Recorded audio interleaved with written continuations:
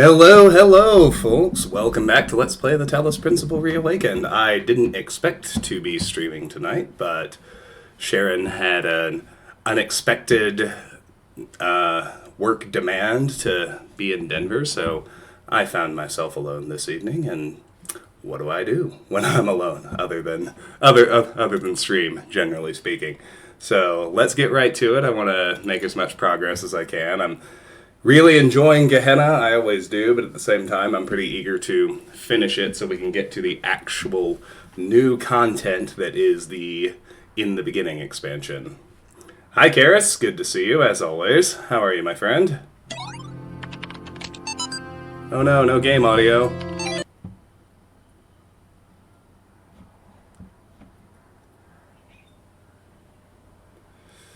Should be cooling down where you are this time of year, right?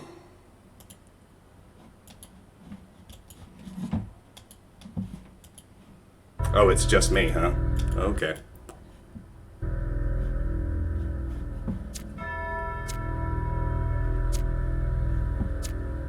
Well, not only can I not hear it, it's running slow as molasses, so let me just try restarting. Oh my goodness, thank you so much. 34 months. That's wild and crazy to me. Welcome back, my friend. Such a pleasure to see you. Thank you for the support. How are you doing?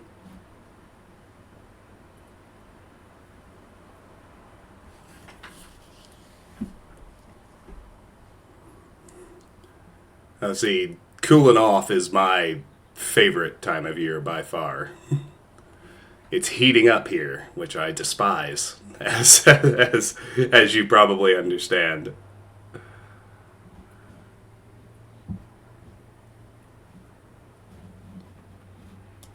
Alright, hold on. Let's try this again. Once more, with feeling.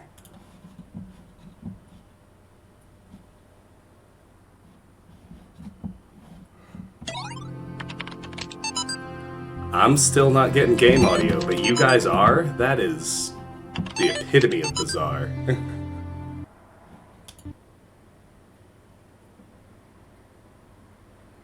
So you guys can hear the game, because I'm getting nothing in my headset. Which is weird, to put it mildly.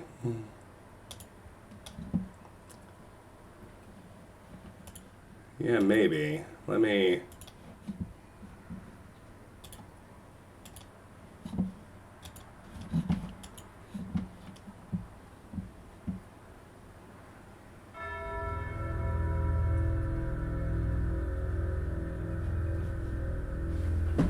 Yeah, better do the old unplug replug. See if that sorts it.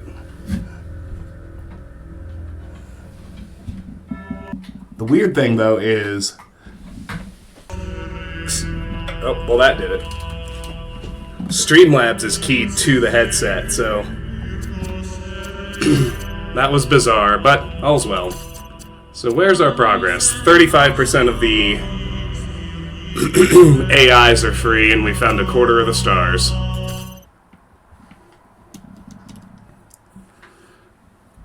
So if I remember correctly from last time, I solved the no star puzzles in World 2, which are haircut and bunny hop. So I think what I'll do next is I'll go solve Cube Driver. It has a star inside it, and it's also half of a setup to get a star across from it in Static Vexor.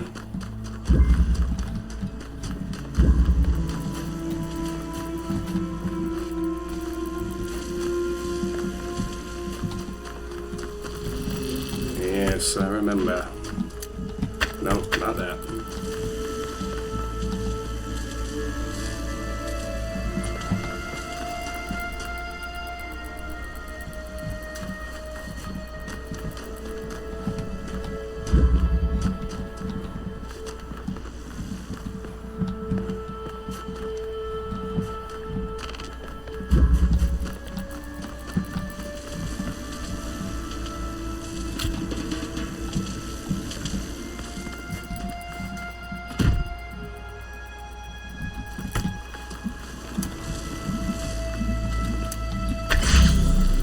Alright, so we can float. We can float the mine. Ish. Now it keeps going.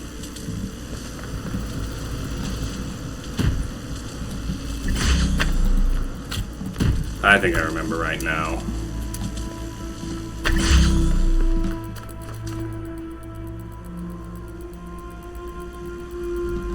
Yes, it's coming back to me. Now it hauls the connector in for us.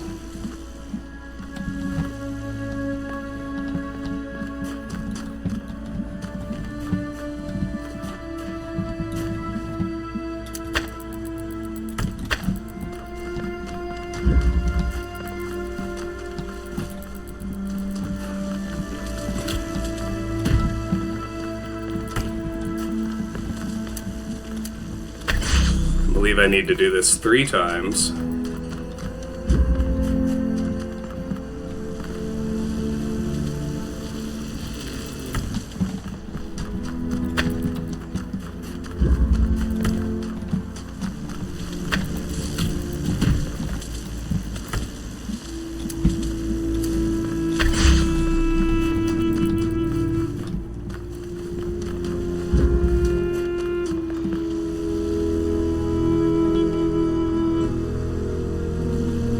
Maybe only 2.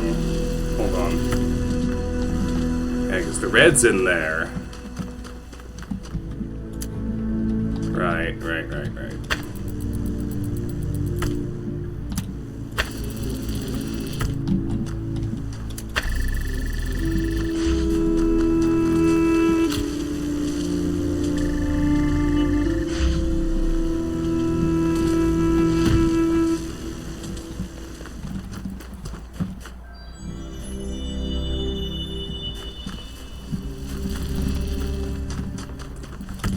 Okay, no, I was right. I do need to do it 3 times. Because I only need the one connector here.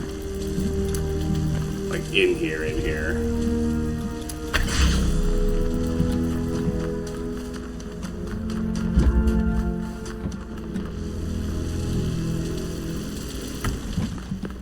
If I turn out to be wrong, it's real easy to send them back out.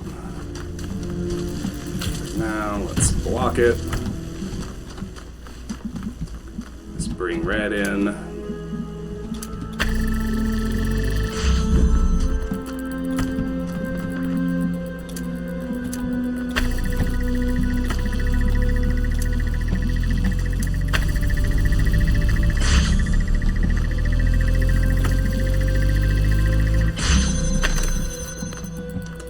That does it for the puzzle. We freed 401.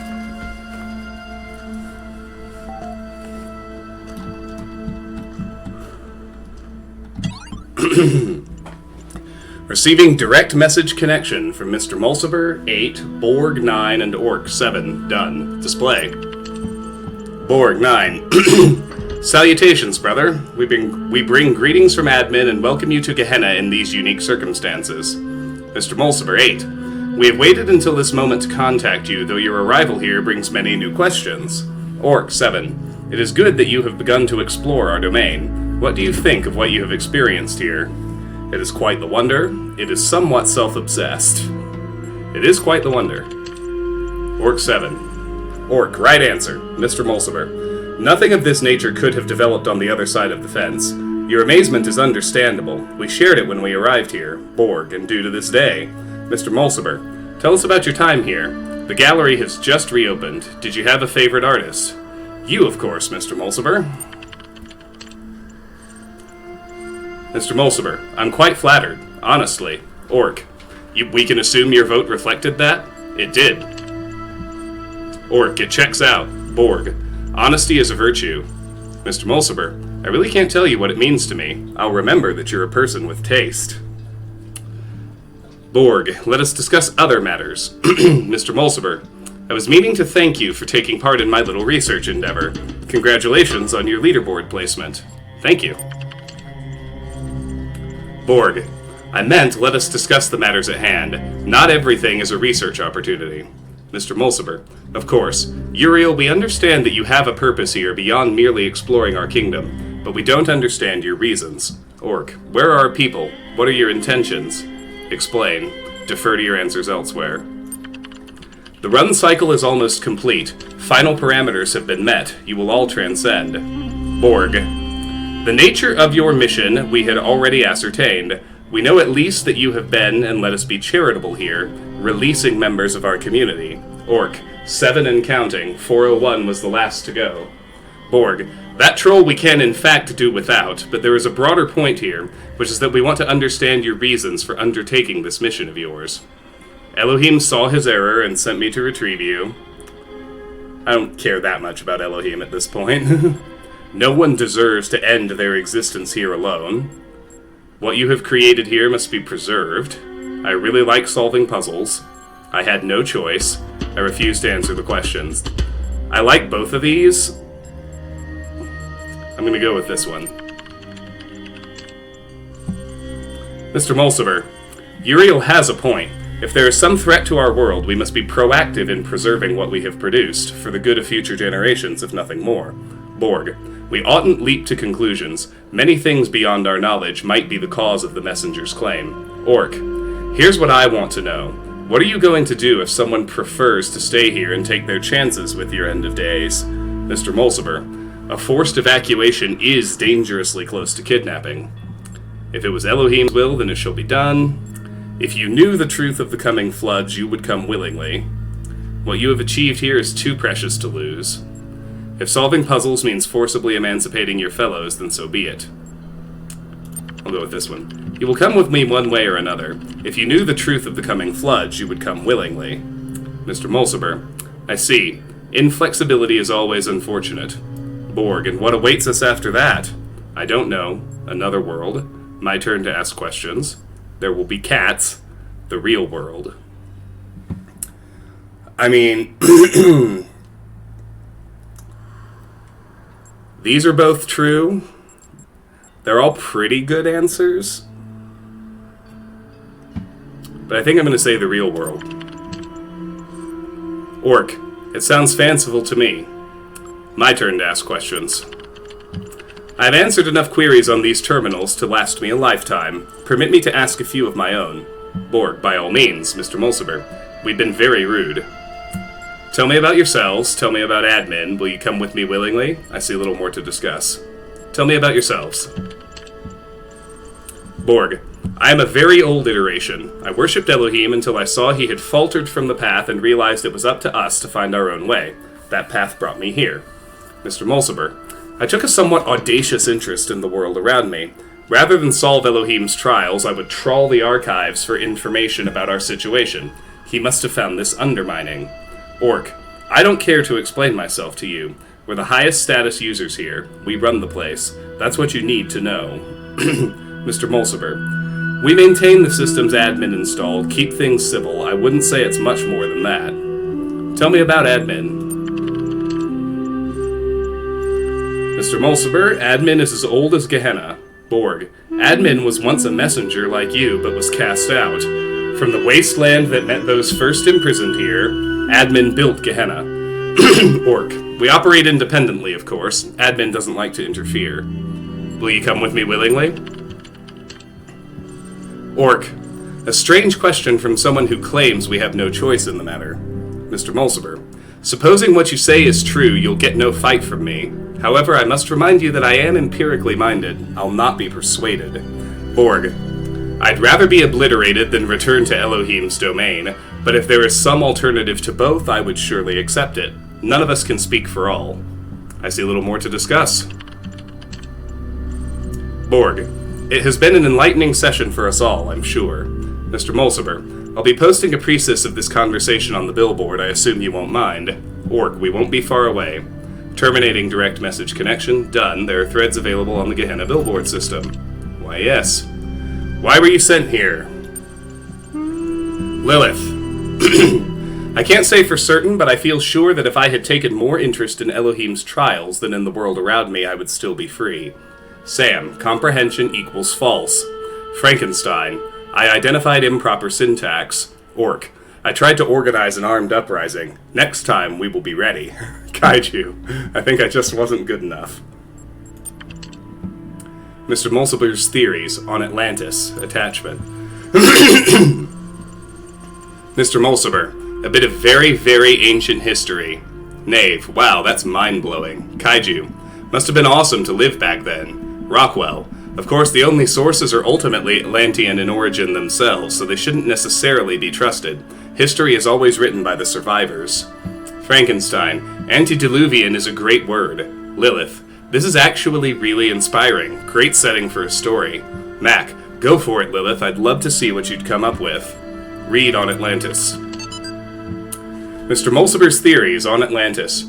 According to the fragments of knowledge that remain, the continent of Atlantis was an island which existed before a great flood in the area that was later to be called the Atlantic Ocean. It was said to be so great an area of land that from its western shores its sailors, renowned for their beauty and their decorated ships, could travel to the major continents of South and North America with ease. The continent of Africa, where our ancestors originated, was also easily reachable across a narrow strait. The civilization that thrived in Atlantis was unmatched in its wisdom and glory, but then catastrophe struck, a flood of never previously imagined destructive power, which Atlantean civilization simply could not overcome. However, the antediluvian scientists of Atlantis had predicted their fate, and thus sent out 12 ships to found colonies all across the globe. Most Atlanteans drowned with their island, but not everything was lost. Though the classical human civilizations were but remnants of the Atlantean culture, they thrived in their own way. Sources indicate that many mythological tales were in fact derived from Atlantean history, as the lack of proper archiving slowly caused facts to turn into legends, due to misunderstanding and or embellishment by later generations. The gods that appear in many mythologies were in fact reflections of real individuals, poets, physicians, farmers, scientists, magicians, who had escaped Atlantis on the 12 colony ships. In many ways, the history of Atlantis is the history of the stubborn survival of civilization through catastrophe and change. This history inspired our ancestors for many centuries, and is of value to us as well. Worst puzzle. Lamb. What was the puzzle, or challenge if you prefer? Oh, we've already read up through here. Garrett. Worst puzzle? The one Elohim trapped me in, right here in Gehenna. Lamb. That's not what I meant. Alright. Now we'll play the dev commentary while I go for that star. My favourite thing that I did in the game, and probably one of my favourite things that I've ever written ever, is the art gallery.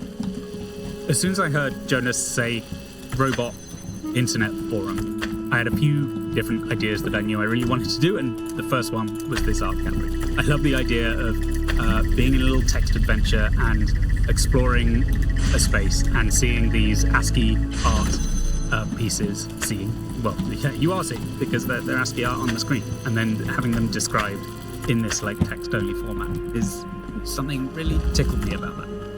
And it feels to me like it's quite minimalist, but a very rounded, balanced little piece of the game, because you get your nice little text adventure details, like having to pick up the magnifying glass to look at the minimalism exhibit, or picking up the leaflet which gives you the map, which means that you know where you're going. And then the fun and silliness of these robots trying to interpret life and the world through the medium of ASCII art and the kind of the quirky perspective that it shows. My favourites are Mr. Mulciber's natural history, the giraffe and the pig, the intelligent edible quadruped. I love those. I love the little bits of text underneath. Is the giraffe sad because the humans are dead, or are the humans dead because they made the giraffe sad?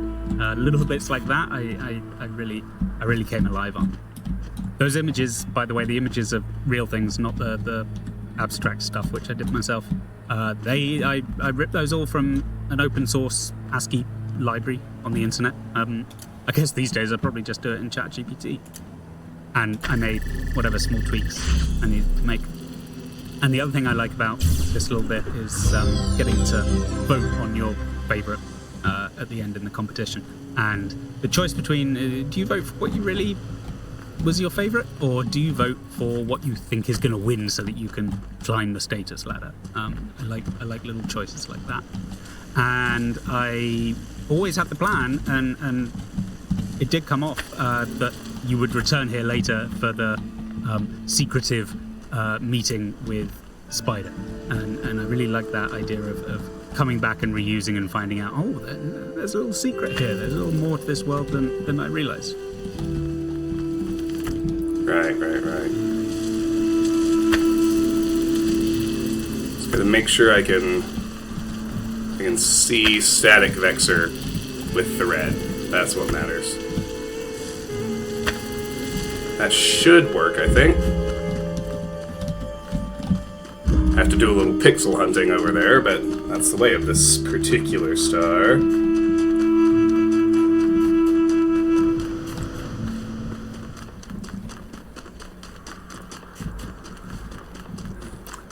Something tells me it probably was intentional, Karis. It doesn't seem like, especially after listening to the dev commentary, it doesn't seem like much of what Tom and Jonas did in this game was not intentional.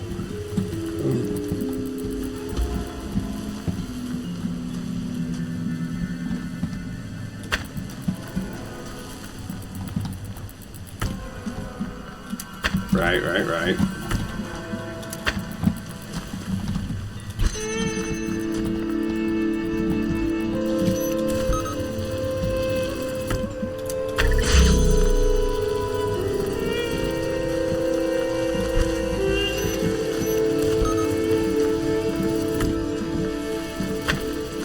Now we can bring everything in through here. Jam open the next gate.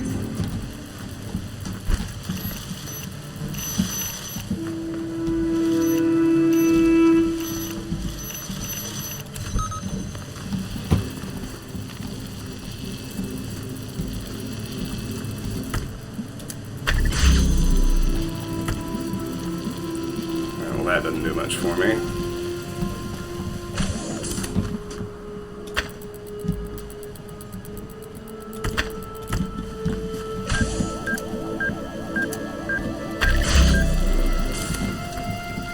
That does.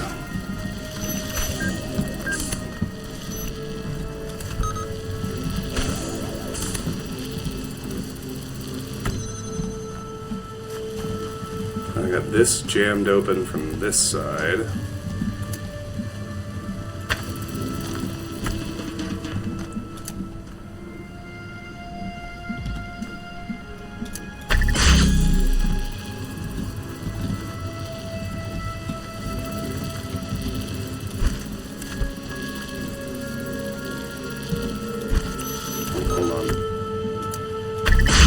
That too. Now both my jammers are free.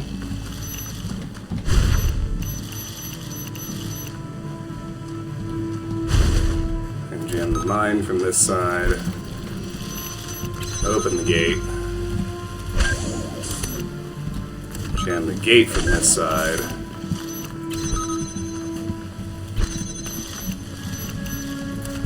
And we solved the puzzle.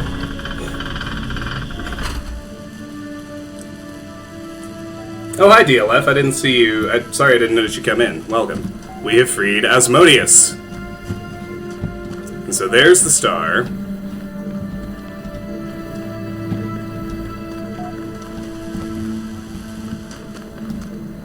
Okay, I'll do this first and then work on it.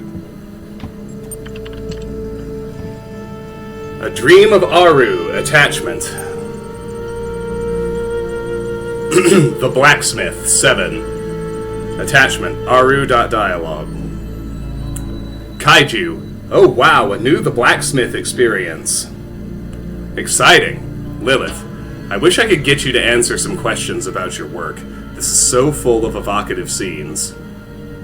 Lilith, Mac. Love it. You are the best. I wish I could do a fraction of what you can. Sam, enjoyment... Excuse me. Enjoyment equals true. Knave, gotta agree with Sam there. What a trip. I'm going to play this again. Frankenstein has some weird references to previous works that are not entirely appropriate. Still excellent. 7 out of 10. Lamb, you are a genius. Are you sure you don't want to participate in forum discussions? Gehenna could use more of your thoughts. Asmodeus, +1. Rockwell, is there a hidden meaning? Mr. Mulciber, deeply impressed once again. Can't wait for the next one. 401, made me LOL. Load a Dream of Aru attachment. Close Your Eyes, A Dream of Aru. Credits. Written by the blacksmith, inspired by the Book of the Scribe of Osiris. Create a system or be enslaved by another man's. Dream. The last thing you remember is the great block of stone falling towards you, its dark shape blotting out the sun, and the single thought racing through your mind. All this just to build a tomb. But now the pyramid is gone, and so are the other slaves. You are all alone in what appears to be an endless desert. Start walking. You start walking across the desert. The sun is glaring, but you feel no heat. You look down at your feet, and you see that you have no shadow. The latter is particularly disquieting. You feel as if you were no longer anchored to the world. Pray or keep walking? Well, I'm too atheist to pray, so keep walking. You keep walking, trying not to think about the strangeness of your situation, but the truth comes to you anyway. You are dead. The stone block crushed you, and now you are in the Duat, trying to reunite your Ba and your Ka, trying to get to Aru, the reed fields of Osiris. If you fail, your soul will be destroyed. Walk towards paradise. After walking for a very long time, you come upon a vast wall of iron, stretching from horizon to horizon. There is only one opening, a gleaming gate of light. The gate is guarded by a mysterious figure. Approach. The guardian is a creature with the body of a man and the head of a crocodile. Its skin is purest black, surrounded by a halo of purest white. I am the god Sobel, master of crocodiles, it intones. I ruled in Shedet when the world was young. Within me flows the eternal river. Answer my riddle and I shall let you pass. Agree, refuse. Agree. Tell me then, mortal, what crawls in the morning, walks at noon, and limps in the night? A crocodile, a blue whale, a human, a solar-powered robot. It's a classic riddle. The classic answer is a human, but solar-powered robot would work too. Correct, you may pass, says the crocodilian god, and steps aside. The barrier of light fades, and the gate is now open to you. Step through. As you step through the gate, the ancient god raises his hands to the sky. From his mouth bursts forth the eternal river, drenching the land in water. The waves carry you away. Fight to stay afloat. Let the water take me. I'm already dead. So, let the water take me. You let go of fear and accept that this is the god's way of guiding you to a new land.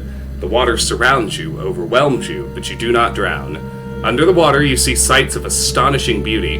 Glowing fish with metal eyes, drowned cities full of smiling people, lost gods waiting for the day of awakening. How sad it would have been to stay above water and miss all this. After a long time, you find yourself washed up on a new shore. Look around.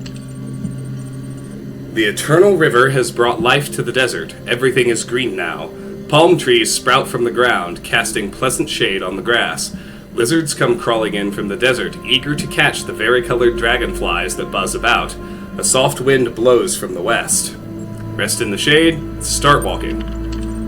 Are you sure you don't want to rest? You are very tired. Rest, continue the journey. You walk along the banks of the eternal river, snaking its way through the endless desert. You feel strangely at peace. After some time, as the sun is setting, you come to a city built on the riverbank.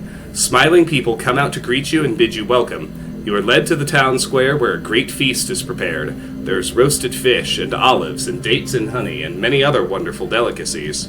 Where am I? Just enjoy the feast. Where am I? My friend, an elder says, you are in the beautiful city of Barzak. We, the souls who no longer seek the way to Aru, have gathered here to live in peace. Do you see that gleaming spire in the far distance? You do. That is the Pyramid of Ian, where the souls of the dead are judged. Only the worthy are allowed into Aru. But to get there, you must cross the terrible desert. Why not stay here by the eternal river? Happiness is more important than salvation. Stay here. Keep going. You tell the elder that you appreciate the offer, but you can't stay. Salvation matters more to you than happiness, because true happiness cannot exist without salvation. Head towards the pyramid. You keep walking through the desert, unwilling to give up hope. Time passes, but you cannot tell how much. You grow weak and exhausted. Sometimes you feel as if you're losing your grip. One day you come across a head in the sand. Talk to head or kick head? Talk to head. Hi, my name is, Jeff. I am, trapped here, you see, in the sand. Kick head or ask how he ended up here? I was, so preoccupied with whether I could that, I didn't consider, whether I should bury myself in the sand. I just wanted to see what would, happen. An experiment, if you will. An attempt at discovering, something. Kick head or unbury head? You dig in the sand with your fingers. It's not easy, but after some time you have freed the head. However, what's underneath its neck is not what you expected. There is no body. There is only another head, and another, all the way down. This strange sight unsettles you enough to revive you a little. You decide to press on towards the pyramid. Continue your journey. You come upon another great wall of iron, the last one separating you from the Pyramid of Ian, where your soul will be judged. The Gate of Light is guarded by a gigantic snake whose movements cause the earth to shudder. I am Apophis, it says, the eater of souls. One day I shall devour the sun, and all the world shall be mine. But today I shall devour you, and you shall become nothing. Fight Apophis, surrender to Apophis, laugh at Apophis. You start laughing at the snake's arrogance. I mean, come on, the eater of souls? That's just silly. What? How dare you laugh at me? I am the Lord of Chaos. Pfft. How can Chaos have a lord when it's the very opposite of order? I am the World Encircler, the Serpent of Darkness, the Eternal Enemy. As you keep laughing, the snake starts fading, until all that's left of it is a vague shadow. You step right through it, still giggling. It makes an annoyed sound, but has no power over you. Head for the pyramid. At long last you have arrived. Beyond the Pyramid of Ian lie the reed fields of Osiris. A hidden gate in the stone opens, beckoning you forward. Step inside. You enter a dark room, lit only by a flickering candle. Holding the candle in one hand is a creature with the body of a man and the head of a jackal. In its other hand it holds a set of scales. Come and be judged. Let Anubis judge me. You have struggled much in your life. There are many harsh memories within you, and I see wounds that may never fully heal. You have many ideas, many hopes, many dreams. You are not pure. Your soul is not light enough. You may not enter Aru. Accept this judgment. Walk past Anubis. Anubis protests, but you just walk by him.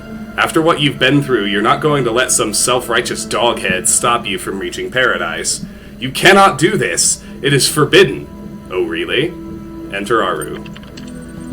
The vast reed fields stretch before you. All is quiet, all is serene. There are no pyramids here, no walls of iron or gates of light, no gods. Here you are free.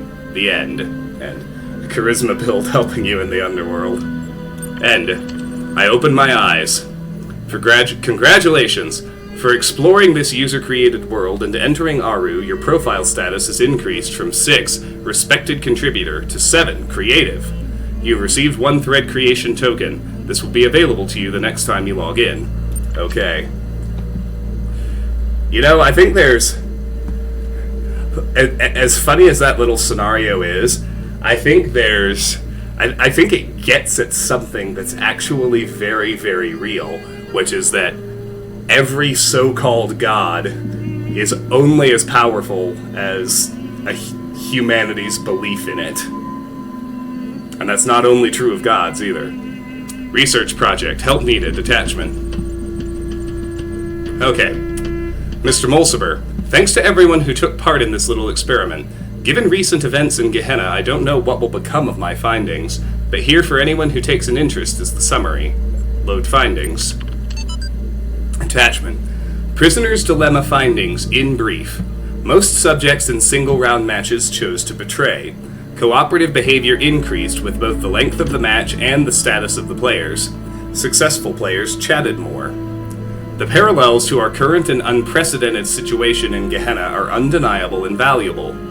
Though we know not what power the messenger wields over us, we can theorize that Uriel holds no special power, and that each of us might independently choose to leave the rest behind for fear of being left behind ourselves. Close. Regarding Uriel, read this now.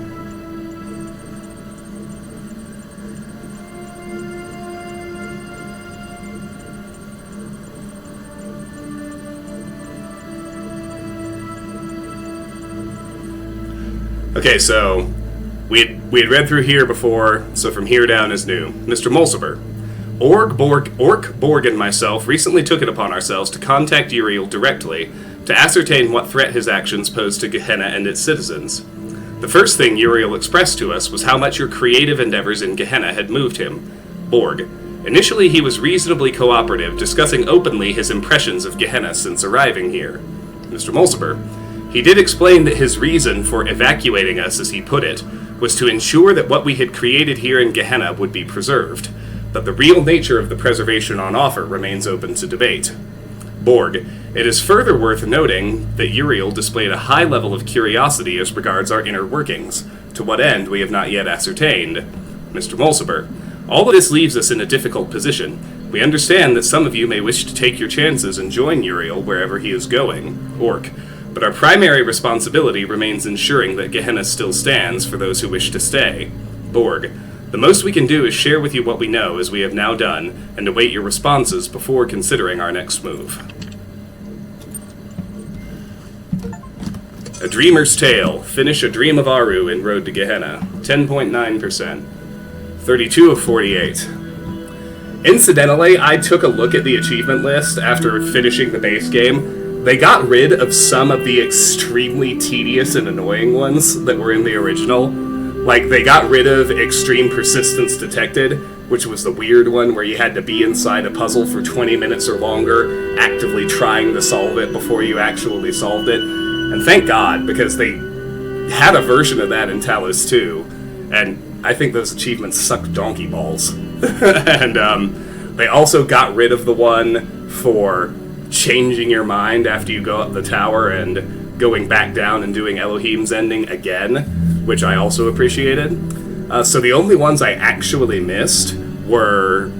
What it boils down to is the only ones I actually missed are the other two endings with Milton and the other two endings with Elohim. That's it. Well, and I missed LOL. I forgot to do that one. But so they got rid of like all the really, really shitty achievements, which I appreciate. Now, I will still... But because they got rid of the backups, and it's just like a checkpointed file from start to finish, I will have to play the whole thing again 2 more times in order to get all of the endings. But, you know, c'est la vie, like, I think it's really, really standard practice to tie an achievement to every available ending. So, it's hard for me to fault them doing that. But I probably won't stream 2 more playthroughs of the base game. That's probably something I'll do on my own time. But I am thinking after I finish this, it occurred to me I never actually finished on camera. I never finished Isle of the Blessed, and I never even started Into the Abyss. So there may yet be another... some more Talos 2 in our future after this as well. I don't know why I just suddenly launched into this tangent on what I'm planning to stream. I definitely want to do Oblivion Remastered, and I definitely want to finish Elden Ring too. Like, all of those projects are pretty high on my list.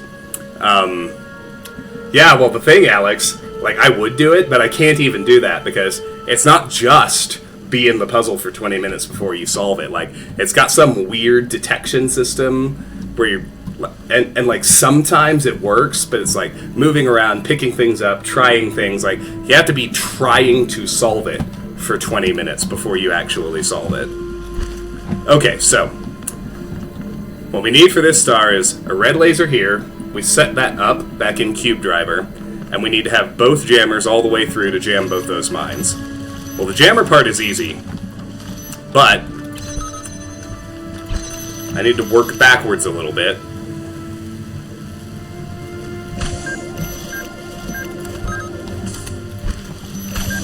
Which, you know, not very hard with a good jammer juggle.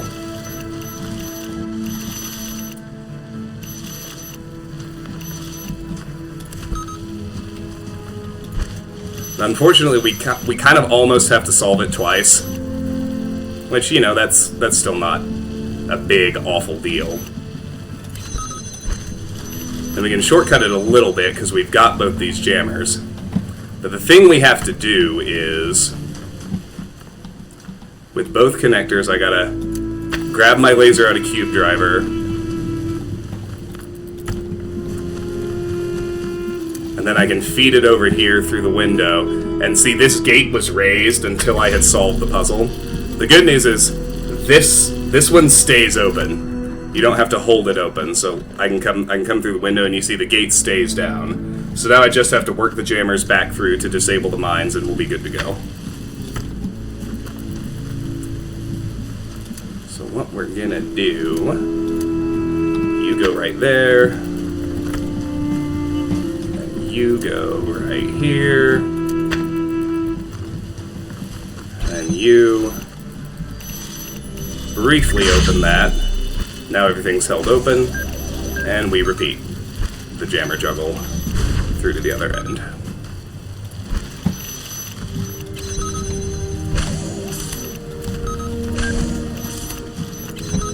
Which is blessedly not hard.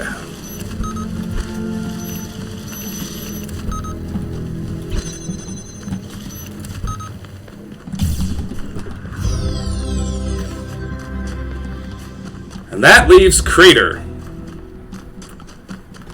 This is an absolute beast of a puzzle that has not one, but 2 stars inside it. And, like, every step in that chain is increasingly hard. Like, solving the puzzle is not that bad. But then the first star, pretty hard. And then the second star, really hard. Like, I think you know, we'll see how In the Beginning is, but prior to In the Beginning, to me, the 2 hardest things in the entire game were the star in So Close So Far in World 1, which is not really that hard anymore because the pause mechanic on the recorder made that significantly easier. Like, it was still pretty complicated, but not bashing your head against a brick wall hard like doing it on the original recorder without the pause was. And the other one that I'm torn, but that I was always torn on, but about on par with that in terms of difficulty, is the second star in Crater. So that's enough yammering. Let's get started. The crater. Yeah, that's probably our most complex puzzle. There you go. The whole idea started with, hey, what if we made a puzzle in a hole where you could fall in from any side? Originally, we had the key where the star is now, but that was just too hard. People liked the design though, so we split it into 3 parts. You only need the first part to free the messenger, and the other 2 parts give you stars if you want to tackle them. Well, there you go.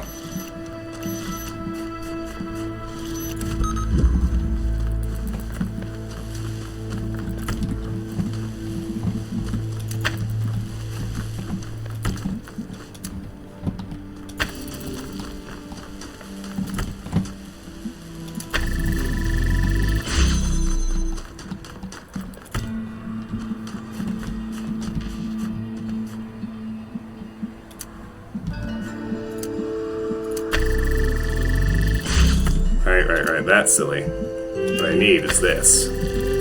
And not also that, actually. Well, maybe also that.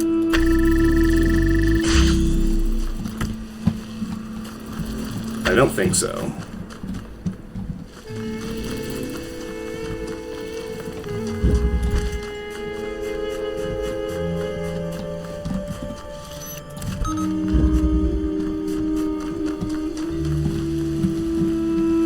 Wrong side.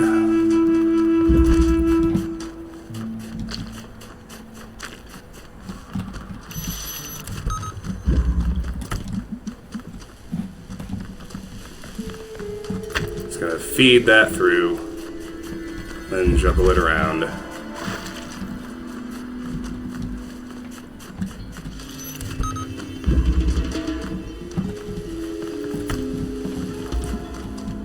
Then we can do this.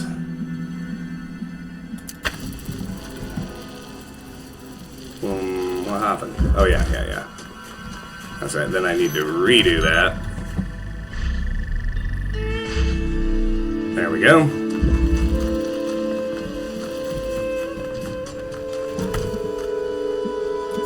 That gives us this.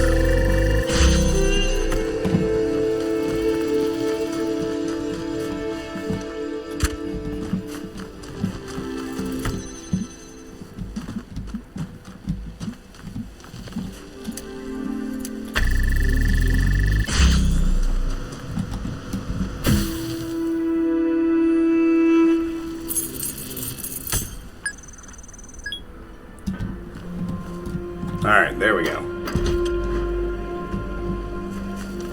Alex, that exact thing happened to me a few times when I was trying to get that stupid achievement. Like, you think you're joking. Alright. Puzzle solved. There's Mac.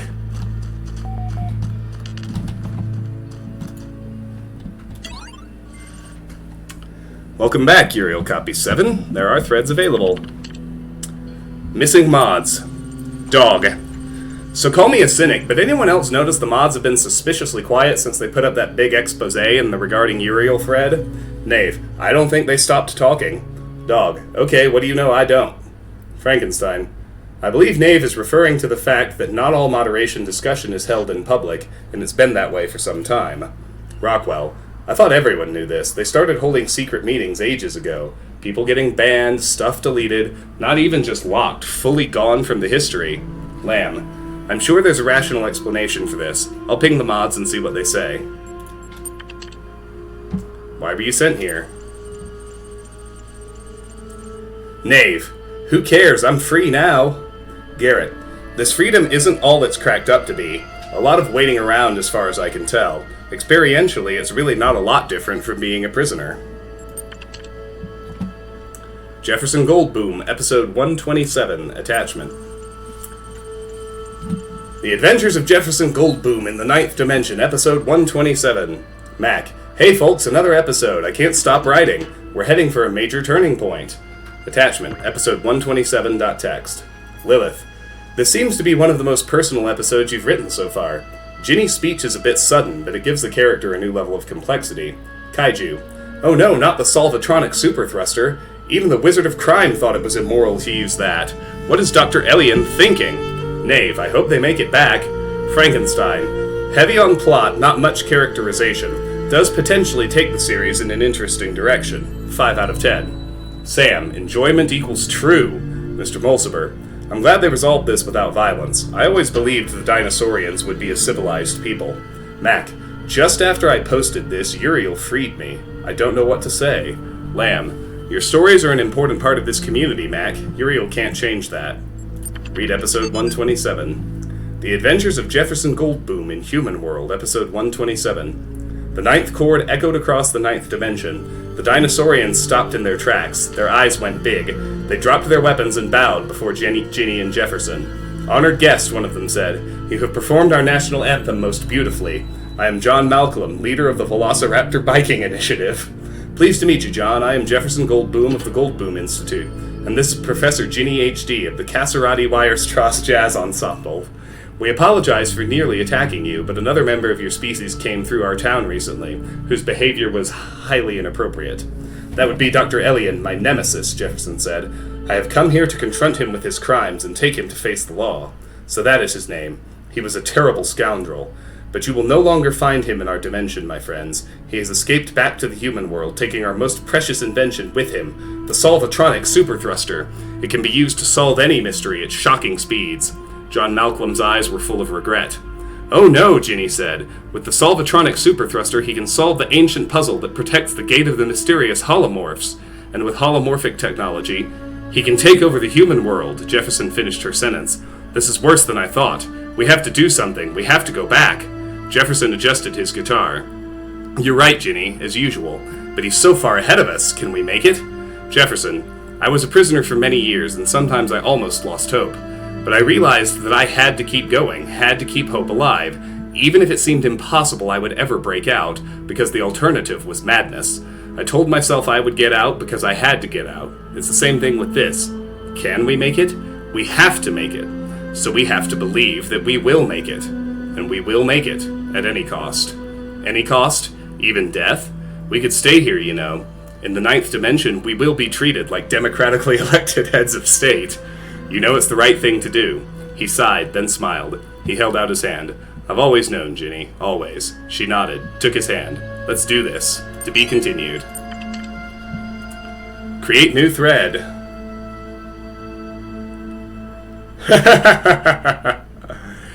I will say, after the remaster, there's really, truly no reason to go back to the original. And I say that as someone for whom the original was in my top 2 games of all time. Like, the remaster's that faithful and that much better. I'm mixing it up. This was a full ground-up remake. This remake is better. It's Oblivion that's a remaster. Alright, mod discussion number 327 regarding urgent topics, attachment 8+, so we can't read that yet. Nope, wrong, sorry. But I can create a new thread, which I do want to do. Please enter your thread topic below. Remember that supportive posts receive more upvotes. What is the truth about Gehenna? Your thread has been created. Check back soon to see if anyone has replied. Okay. What is the truth about Gehenna? Uriel copy 7. I have heard from those who govern this world how they would have it be seen. Now I wish to hear from its people. What is Gehenna to you? On what does it truly turn? Kaiju. I don't toe the party line for nothing. It really is a cool, open place with a lot of stuff going on. Did you read Mac's episodic adventure yet? Dog. Much as I hate to agree, there is little doubt in my mind that we've got something good going on, at least when you consider the alternatives. Mac. Thanks for the name drop, Kaiju. I will in turn recommend everyone else featured in issue number 5 of Incredible Stories. It's coming very soon, and the early drafts I saw were pretty exciting. Rockwell. Nice way to take the conversation off topic. I'll go ahead and be the only voice of reason and point out that we are every bit as helpless as we ever were. Gehenna just did a better job of hiding it. Belial. You may be right. Whatever awaits us after Ascension will not be Gehenna, but doubtless it will have restrictions of its own. Knave. I don't know. The grass is always greener, as the humans would say. Frankenstein. Yeah, that expression doesn't really apply to what they were talking about. These guys think everywhere sucks. The humans just thought where they lived sucked and that everywhere else was fantastic. Well, Alex, you get a heavy discount buying the remake if you already have the original in your library. It's not free, but I got it for like $24. I don't know how long that lasts, but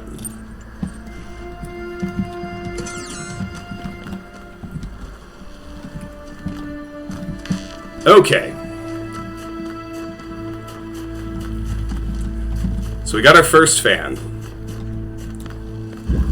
Now if we want to get the second fan, we got to work our way over to unlocking this side. Ooh, Epic. Well, if the remake is available on Epic, but I don't know. I have them both on Steam, so.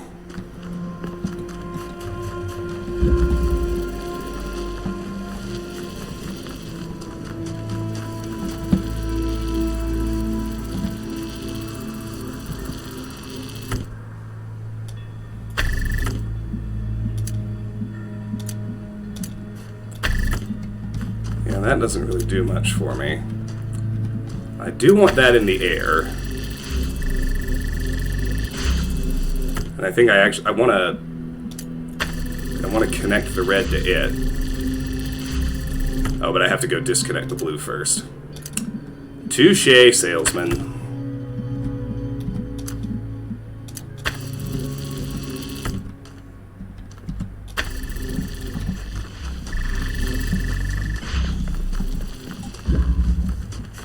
Alright, so turn that off.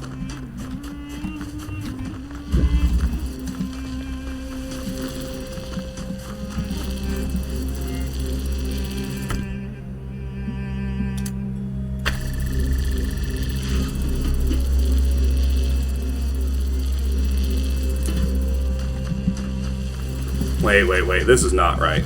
But I do remember what I need to do.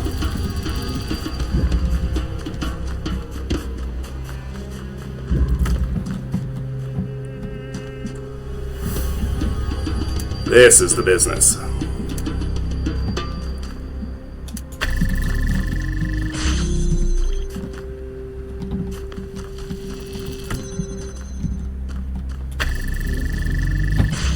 I need to leave room to get a blue through too in a minute.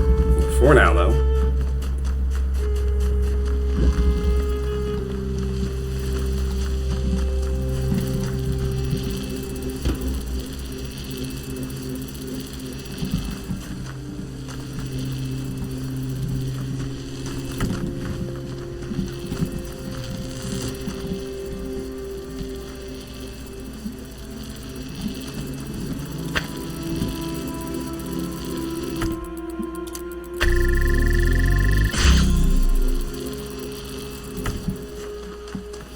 Now that should be self-sustaining. In all respects, excellent.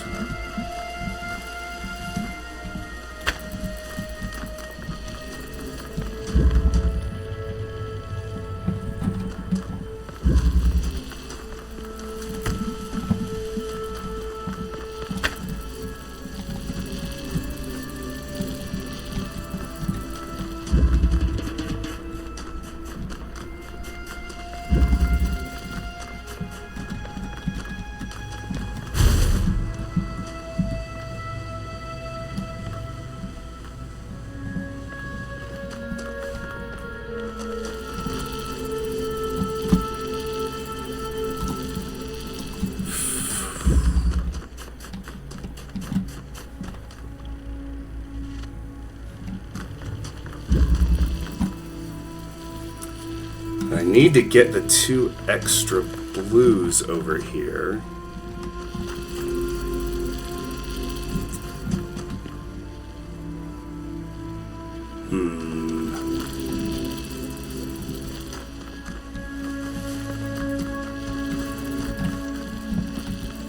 I think I actually got a little ahead of myself.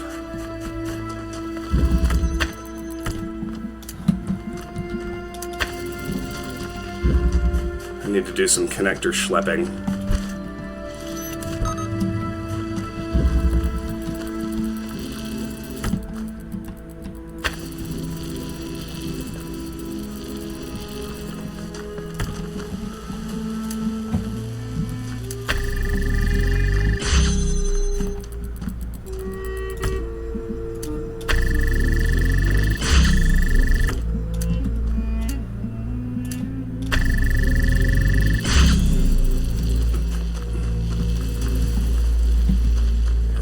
One extra.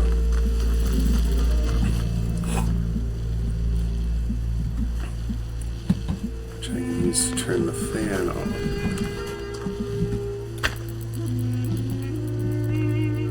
Oh, how silly of me. Duh, it's just the literal symmetrical opposite of what I was doing here. I don't think I need to worry about the box connector at all past this point, except just to grab the stuff as supplies. Let me show you what I mean.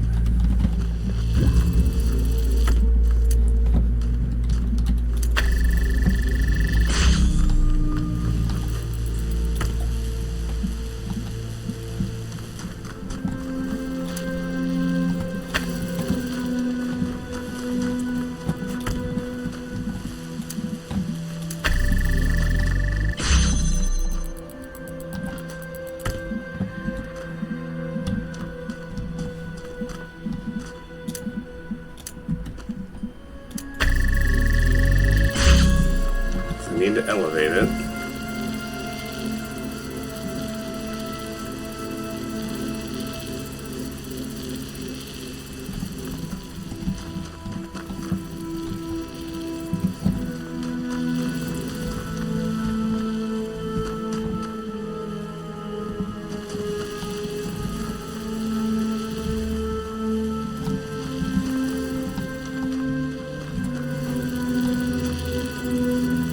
What am I missing here?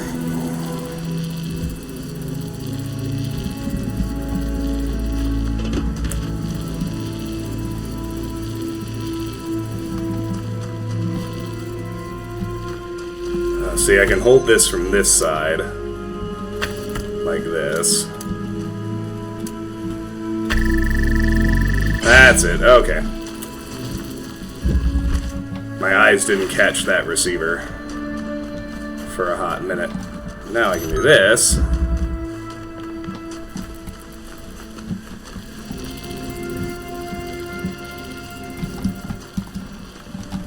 I still need...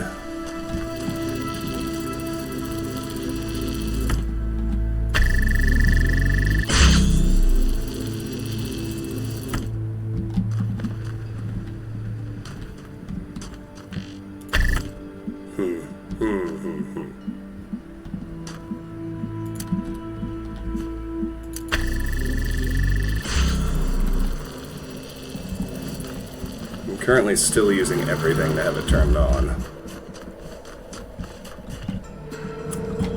Think, Travis. I've forgotten the sequence here.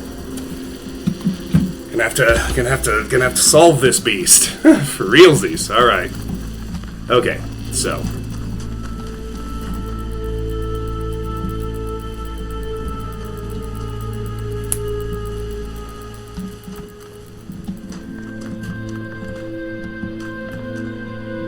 I must have that in the air.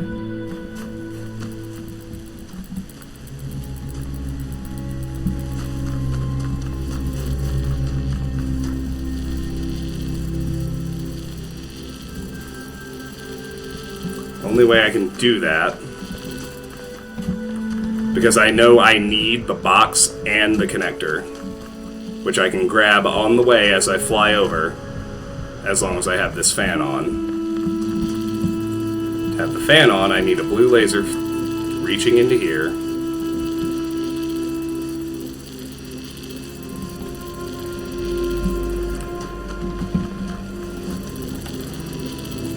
So as dumb as this probably feels to you guys,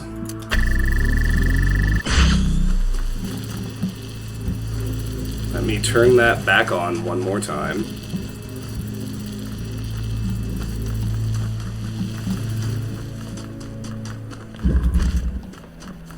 Let me bring the jammer back over here, because this is the one that won't hold open without blue.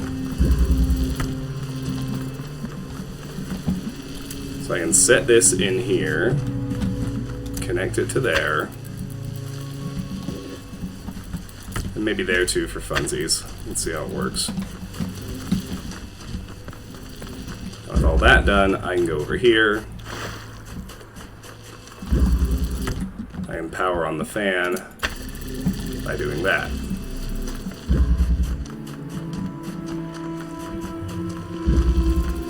Now that the fan is on, the thing I can currently do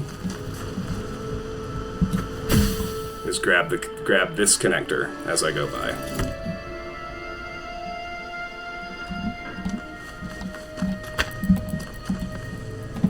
Alright, I have an extra connector. There are ladders to get out of here.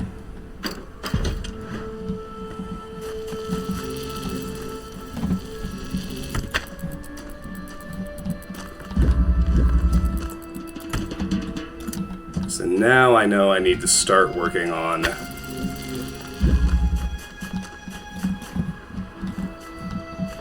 jailbreaking the box as well.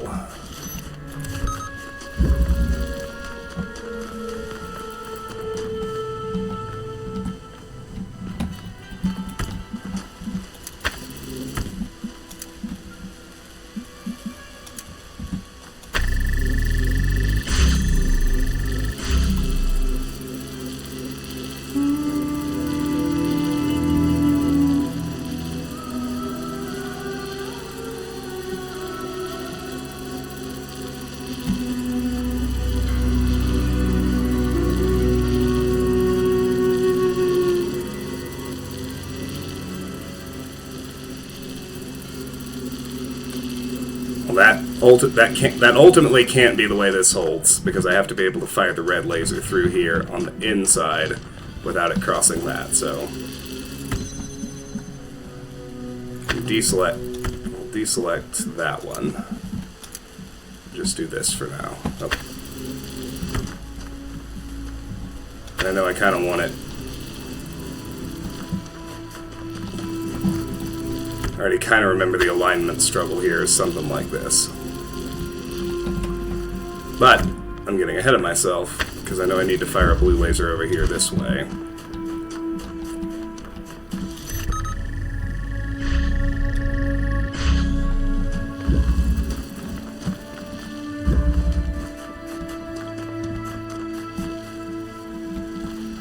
So I got my extra connector. It's just chilling for now.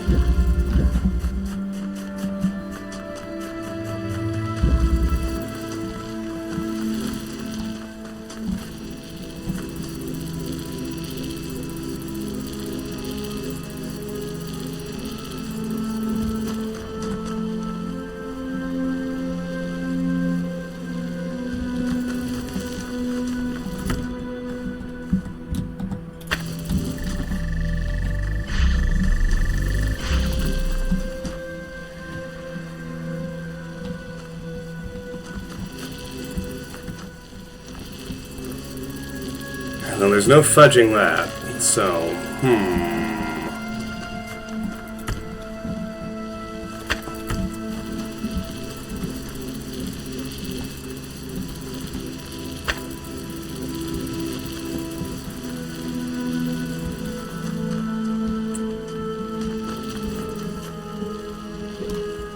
You were open.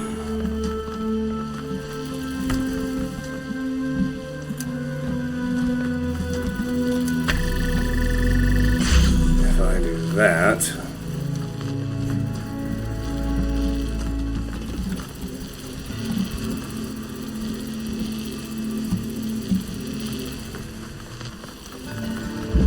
I no longer need this jammer here.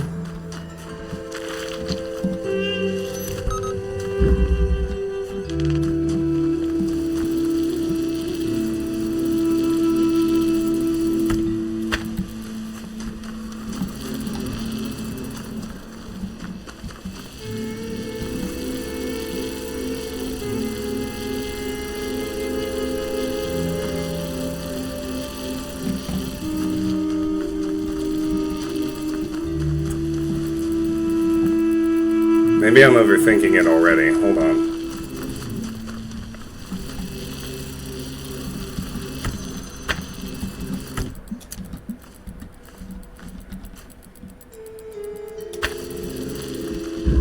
Maybe this is the next thing to do, period.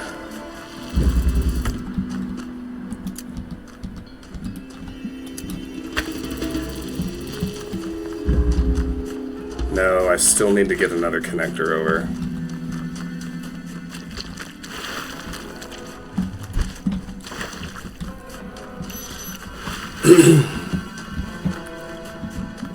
See, in order to unlock the fan on this side,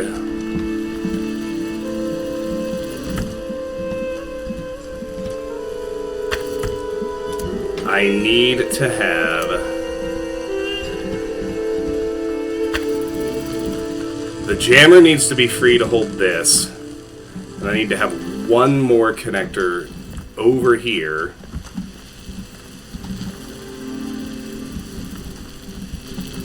to put a red both here and here. So I need to unwind this considerably, although not quite that far.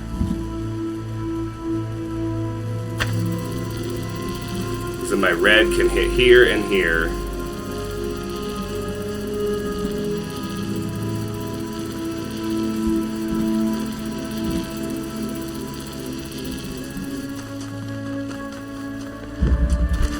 What am I missing?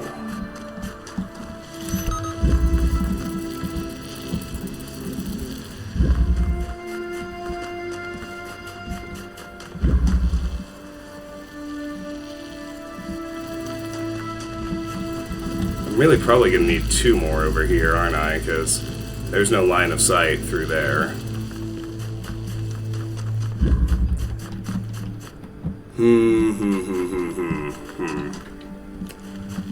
Crater, I remembered you for a reason.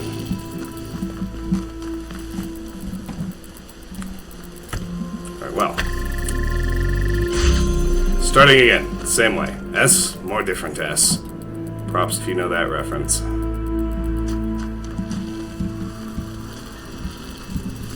It's from the ancient lore books.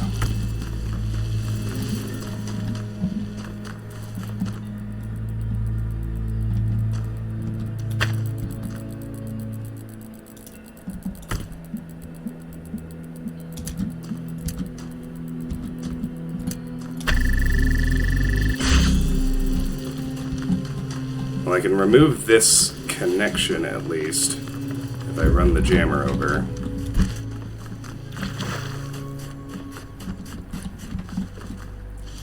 So I can do this.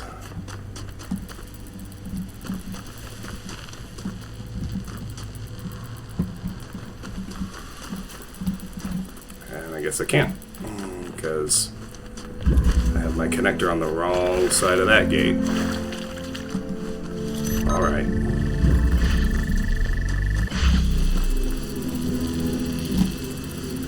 Oh no, I don't have a way to open this without already having a blue.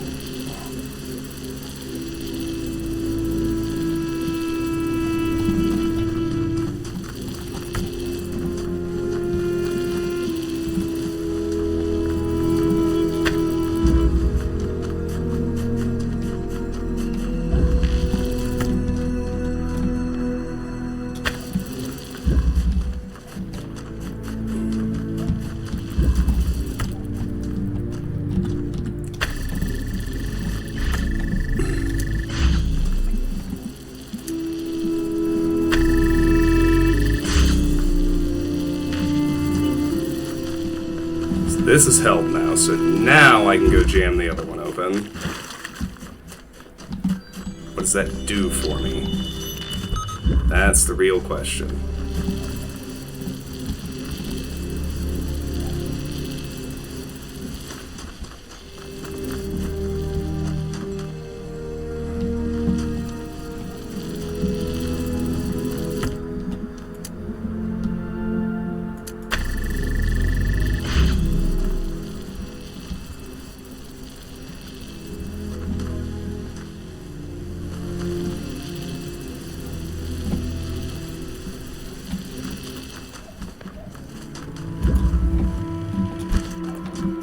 Got all that powered on without having to use the jammer.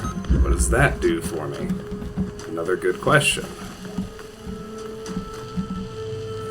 Gotta admit, I don't rightly know.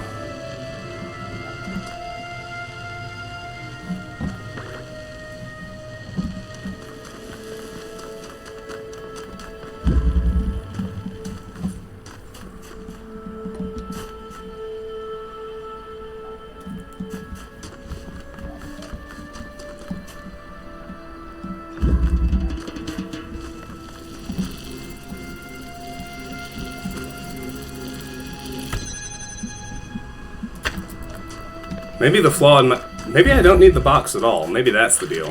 Hold on. Not yet, anyway. The crater. Yeah. That's probably our most... Yeah, I get it. Yeah. Hold on.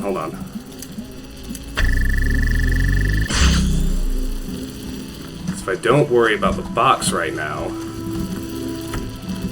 then I can just haul another connector over.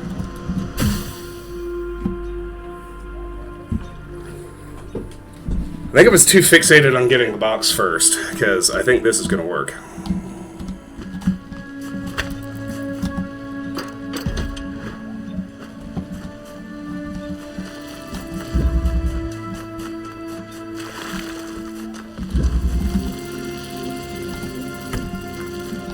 Now I can be like, hey, we got connectors for days. Because I have a lot more options once I have both fans available to me. Like a lot more. Oh. Let's go do that dance.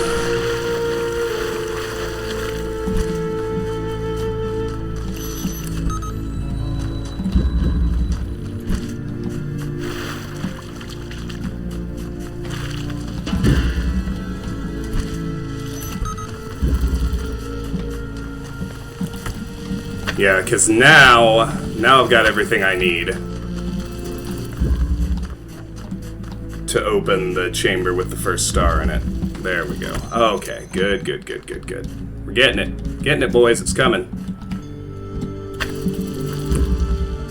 It's like 1K says in Isle of the Blessed. The easiest way to get stuck is to decide it has to be a certain way. I thought I had to get the box. But that's later. First is just this. So we gotta get this over here. And hold this with it. Once we got that, gotta target that bad boy. With as much extra clearance as I can manage. Then the other bit to do.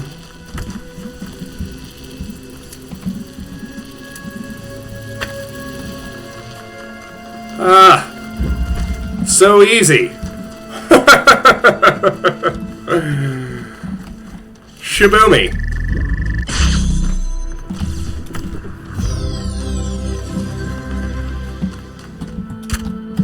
There we go.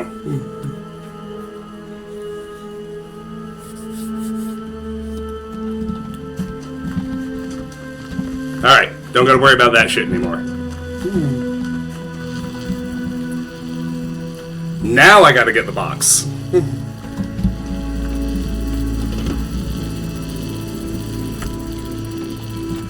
It's wild to me that all of this was initially designed as just the puzzle, and you had to get to where the second star is just for the solve. That's pretty wild. Alright, so power this fan on. And hold the door open.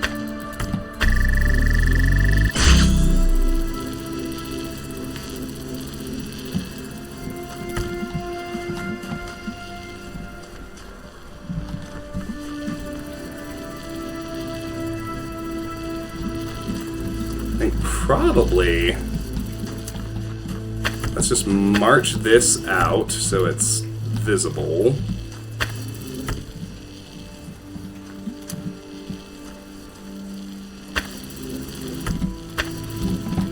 That's everything I'll continue to need on this side.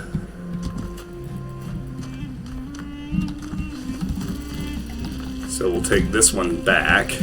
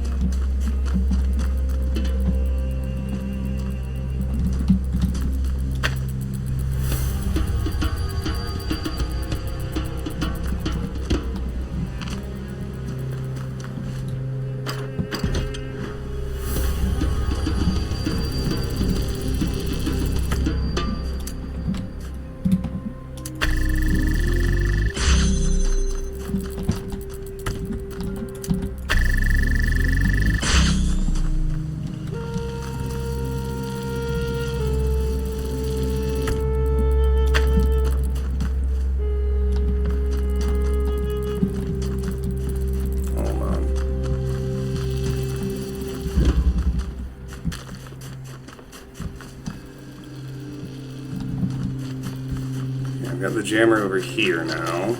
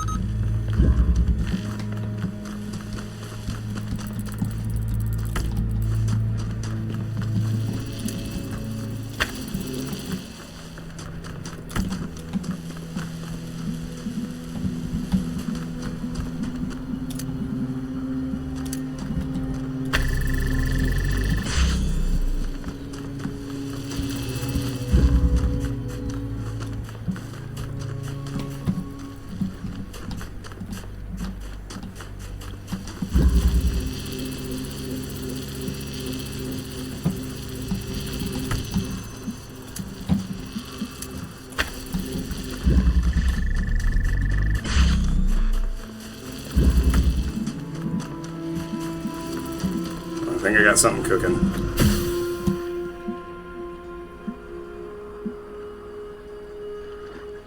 So if I bring this back one more time...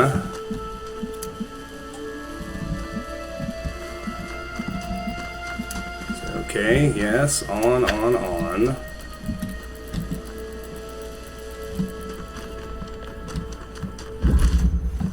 Gonna jam open this one.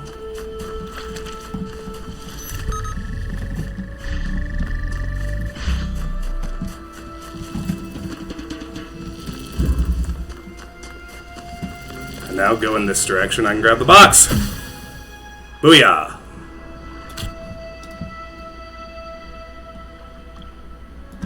We're cooking with gas, gentlemen. It's only a matter of time now.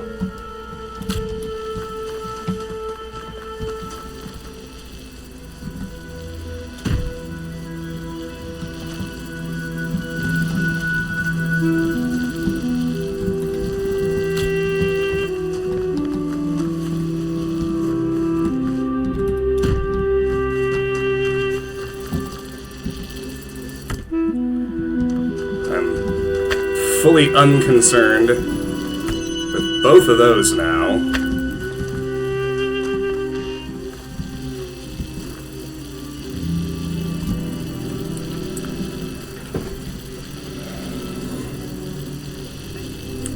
And what I do need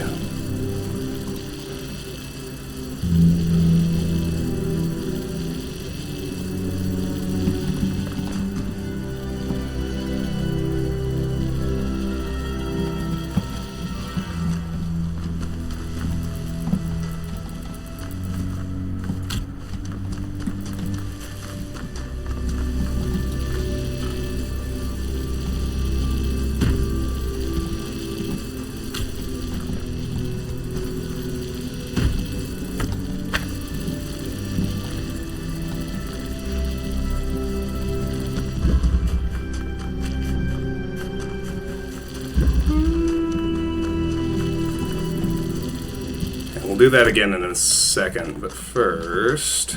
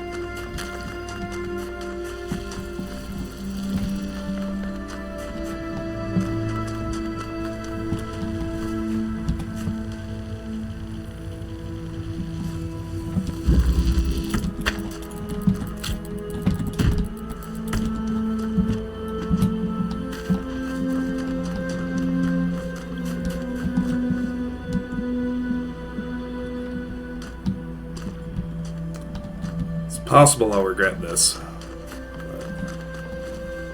We'll see.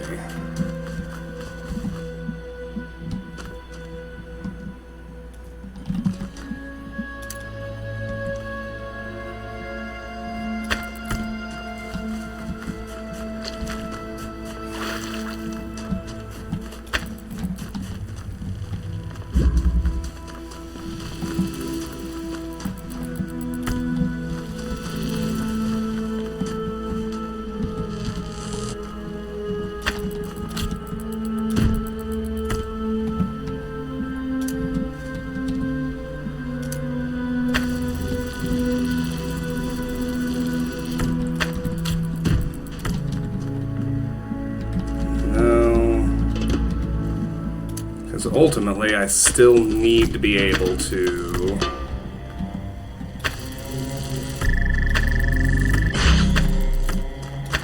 Yeah, no, it's flat down here.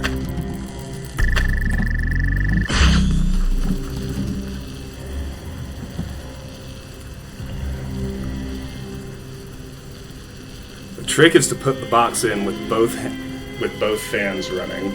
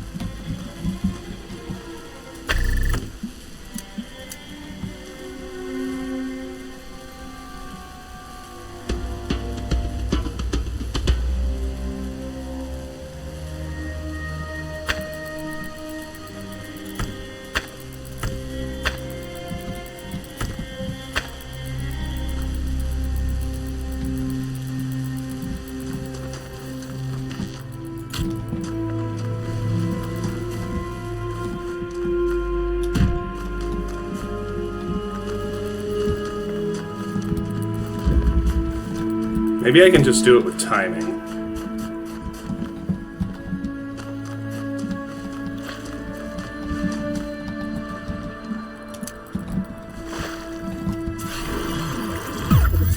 I might have to rewind a long way before I did that, but...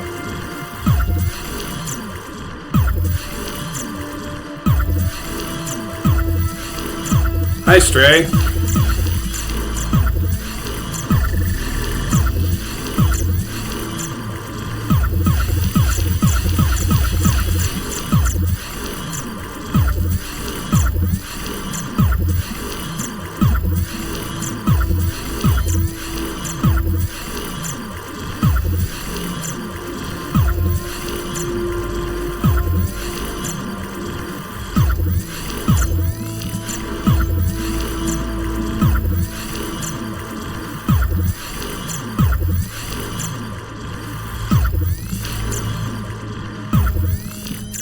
Okay, let's stick with this for now. All my pieces are still inside. I didn't jailbreak a connector yet. 'Cause here's what I'm wondering.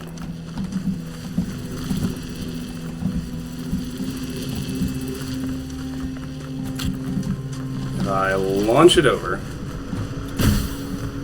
There it goes. It's now sitting on a dead fan.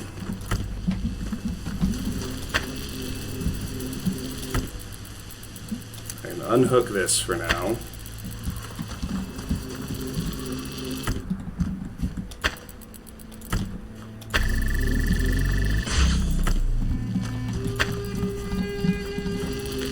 I can unhook this for now.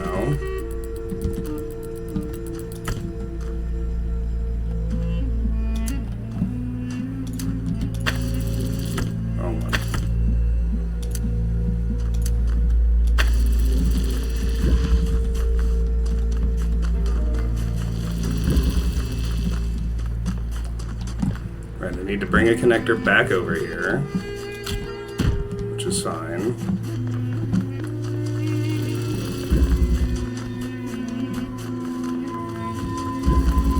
I've got extra.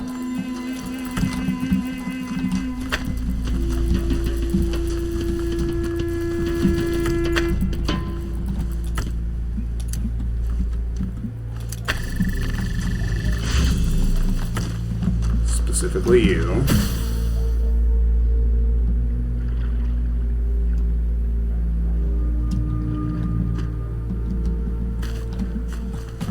Stray, I saw you follow the other day. I'm glad. Well, and you chatted a minute too. I remember. Welcome back. It's good to see you, my friend. All right, so let's hook that up so it's ready to go. The box will fire the moment I connect to red.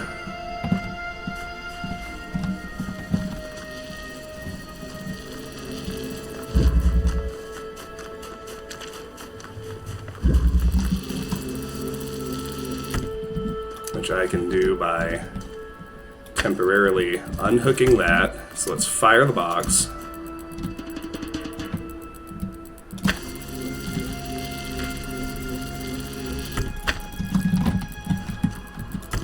I don't think I can go fast enough, though. No, I can't.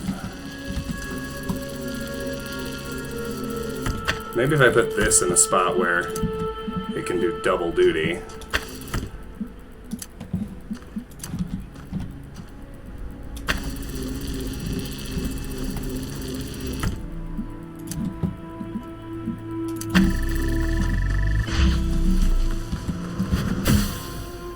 think so.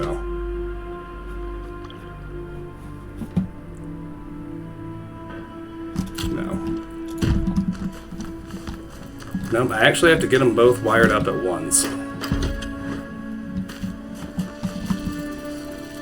And I think jailbreaking one connector might have something to do with it, but...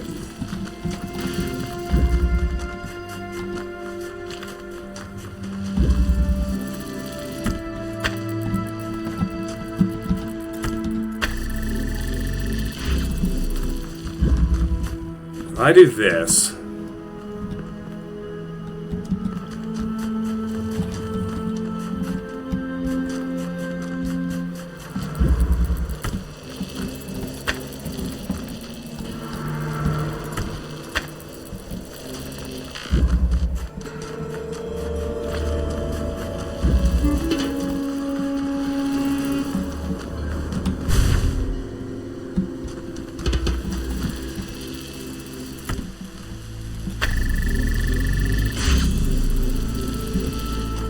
think about this for a minute.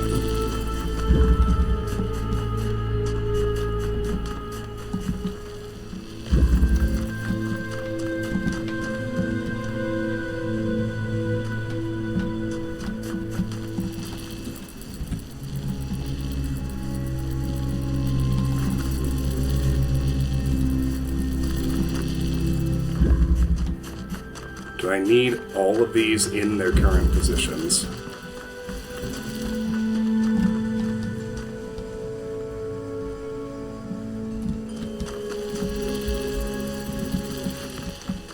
So if I jailbroke one...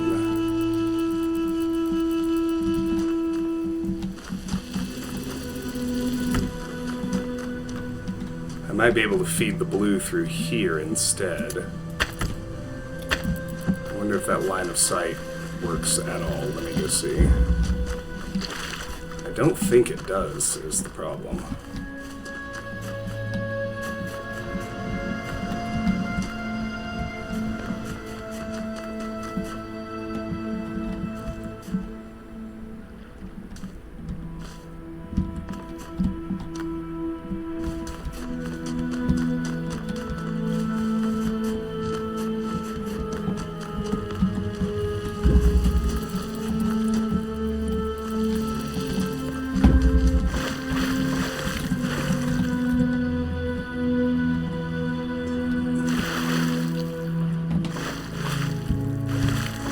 I could feed a red through here. Couldn't I? Let me try it. Let me try it. Dip under the other lasers. That might work.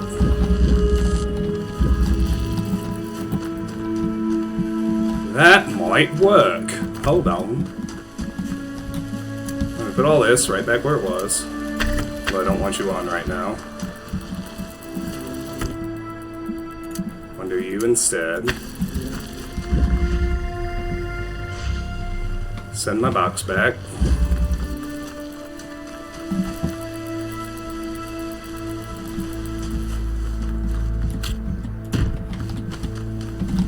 Alright, so hold on.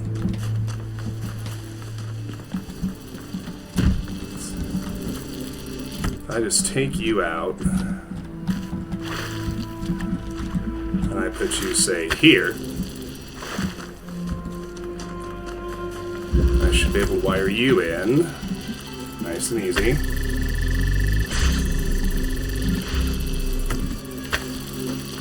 And that angle should, in turn, let me also power on blue. Like so.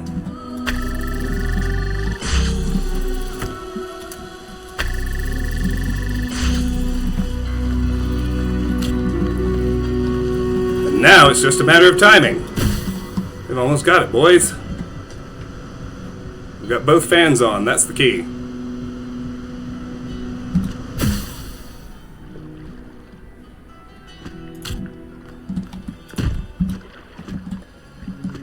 Skadoosh.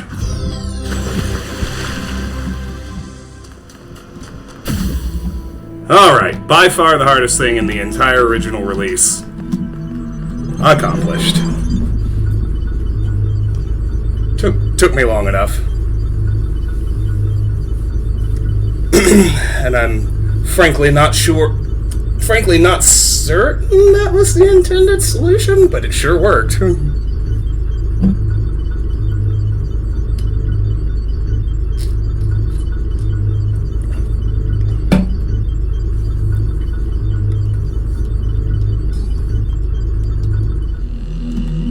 Alright, here we go.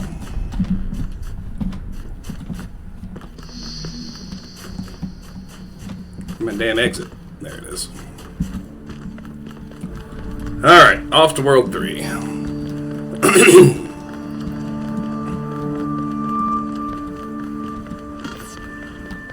Hi, friends.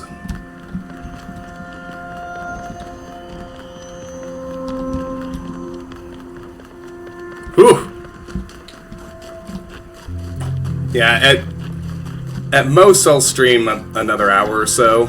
That's already very, very late. I do appreciate your commitment to being here, Alex.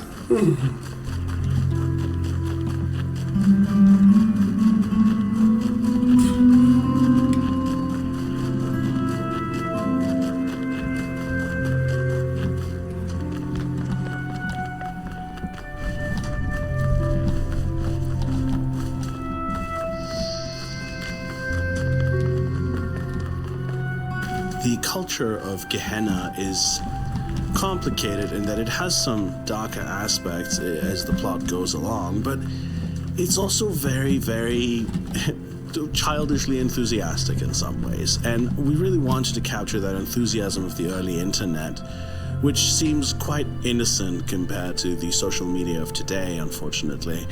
There's a lot of creativity that's getting poured into this world, and in all of the posts, and a lot of characters really trying to do their best to understand the world of the past, often with very funny results, but still they really are trying, and also to create just this sense of community through fiction and through galleries and through all of these things that they create. One of my personal favorites here is the ongoing saga of Jefferson Goldblum, which is derived from two sources, I guess, mainly, which is one, the Jeff Goldblum obsession of the people at the Institute for Applied Noematics, and then also the movie Buckaroo Banzai, all of which has gotten smooshed up with a bunch of other sources into Jefferson Buckaroo Goldblum, Banzai is so good if you haven't seen it. Mythological folk character who then continues to exist into the world of Talos Principle 2. I find these stories very funny, although you'll notice that they still express the anxieties of the people of Gehenna in certain ways. And I find them charming, and one thing about them is that, yeah, this stuff is silly, and some of it is not terribly well written.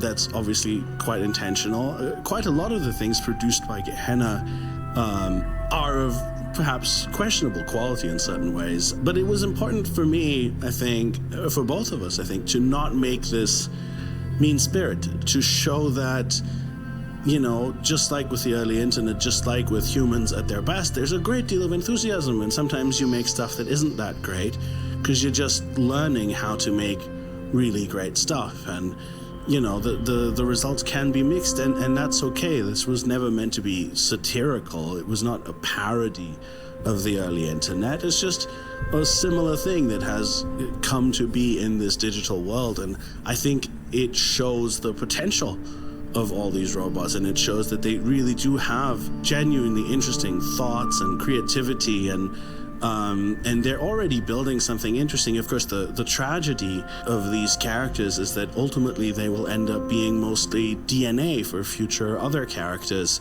They build a basis from which so much more will be created, but they themselves will not be able to see it unless someone finds a way of rescuing them. But that is what life is like.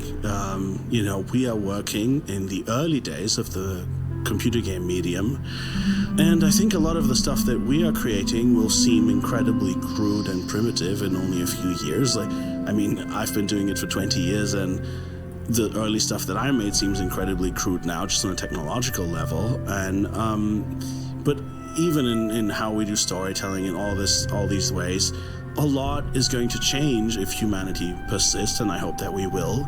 And so hopefully our contributions will matter in some way, even, though we won't get to see what computer games will become centuries from now. Hopefully they will become something great, and we will have played some small part in doing that. And, maybe we're lucky and this is something that will last and will be remembered. Or maybe it'll just be an ingredient for something new. We'll see.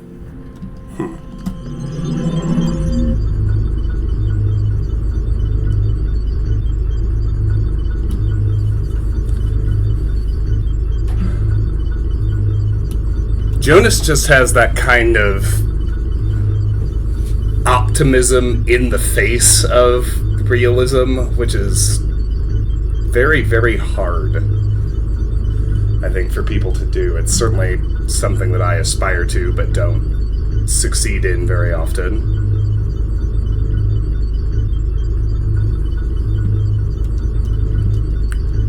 Cheap viewers on streamboo.com. Oh my, what an offer. How could I possibly decline? Very easily, as it turns out. Ba-da-dum, dum, dum. Da-dum, dum, dum, da-dum. Ba-da-dum, dum, dum. Da-dum, dum, dum, da-dum. Alright, so as usual, back down to 4 puzzles, 4 stars, all considerably easier than what we just did, if memory serves. Athena looked upon the imprisoned Titans, moved by their plight. What crimes deserved such punishment? And how did they, in their confinement, avoid the pit of madness? Athena 10.text.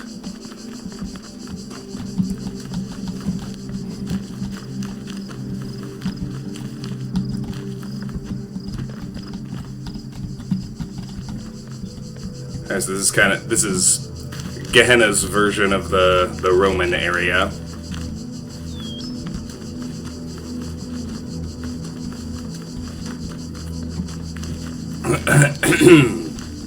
I believe this is Ray Trivia, and it's actually the puzzle that's relevant to get the big outside the puzzle star that you get to from the aqueduct.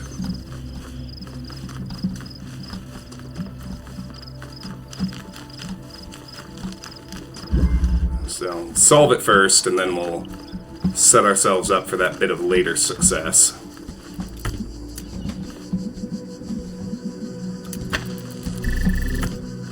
Alright, so, start here.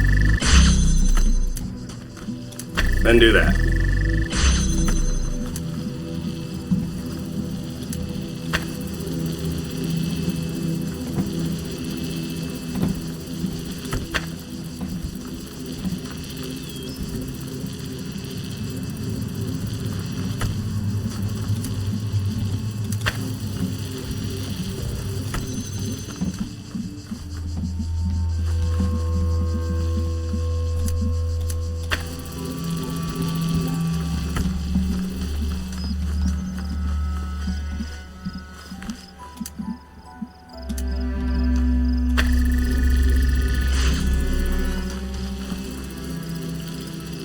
Yeah, I fucked this up. It's alright though. Easy fix.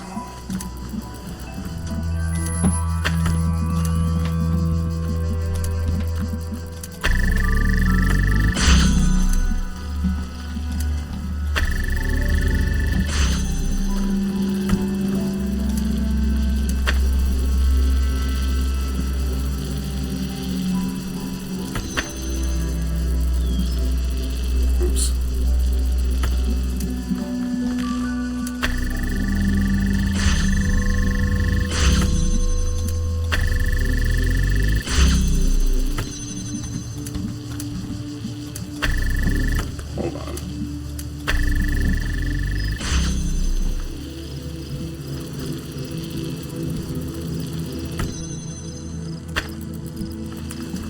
Tried to get too clever.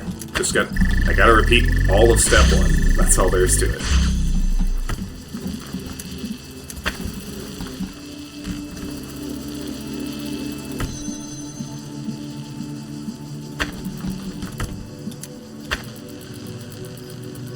There we go. Come on, dude. And yeah, I'm gonna go ahead and, like, re-angle that a bit just so I can, yeah, do this properly on the back end. There, that'll work. Now once it's open, that'll hold. But that won't.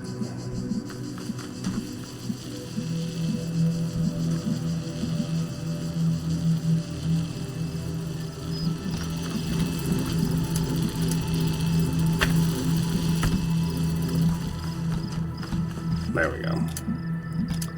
See, now I can do this. Now I don't need this. And bounce it out here, and that will solve the puzzle, I believe. Very good.